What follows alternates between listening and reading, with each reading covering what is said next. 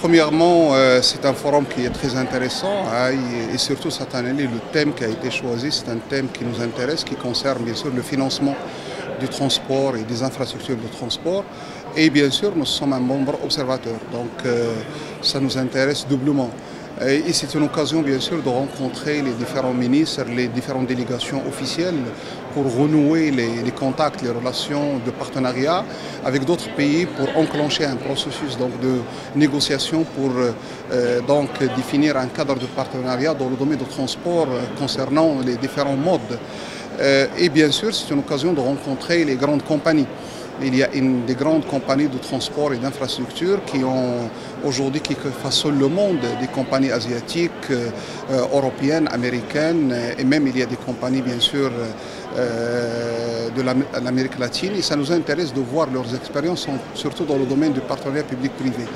Ça a été une véritable occasion donc, de voir ces expériences réussies, de voir quels sont les modèles qui ont été adoptés, des modèles qui sont adaptés au contexte des uns et des autres, parce qu'il n'y a pas un modèle standard de ce partenariat public-privé, il y a des modèles.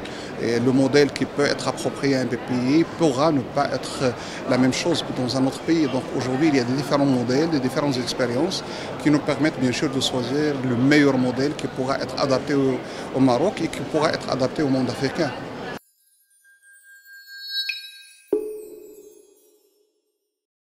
Alors pour nous, c'est qu'aujourd'hui, après la mise en place de pas mal d'infrastructures de transport par le budget de l'État, on est arrivé donc à un point où on a besoin de switcher vers le partenariat public-privé. Si on prend par exemple le montant d'investissement pour les 5 années à venir, c'est à peu près 16 milliards d'euros dans le domaine des infrastructures de transport. Et si on prend les 3 décennies à venir, nous aurons besoin de dizaines de milliards d'euros d'investissement. Donc ça demande, bien sûr, une partie va venir du budget général, mais la plus grande partie devra venir du capital privé, des investisseurs privés, des entreprises privées. Donc aujourd'hui, ce qui m'intéresse, c'est de trouver le meilleur modèle qui pourra être adapté au contexte marocain. Nous cherchons les entreprises qui sont prêtes à faire des aéroports, des ports, des autoroutes, des chemins de fer, des plateformes logistiques, et sachant que le Maroc a déjà préparé un cadre réglementaire, une loi qui permettra de rassurer les investisseurs, de créer l'équilibre entre les pouvoirs publics et le privé.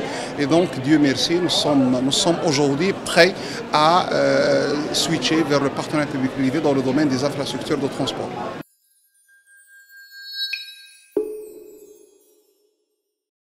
Mais nous, comme j'ai dit, le budget général de l'État n'est pas suffisant. Les budgets des villes ne sont pas suffisants. Il y a aujourd'hui des bailleurs de fonds, il y a des entreprises qui viennent avec même des fonds.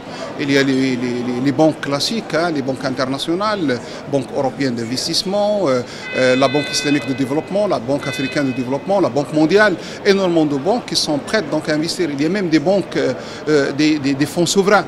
Il y a pas mal de fonds souverains qui cherchent à investir dans pas mal de pays, y compris le Maroc. Mais il y a ce que j'ai remarqué, qu'il y a même des fonds de pension.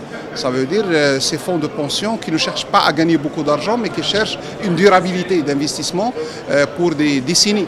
Donc même les fonds de pension, par exemple, si je prends par exemple les fonds de pension canadiens, ils investissent à peu près 15% dans le domaine des infrastructures de transport.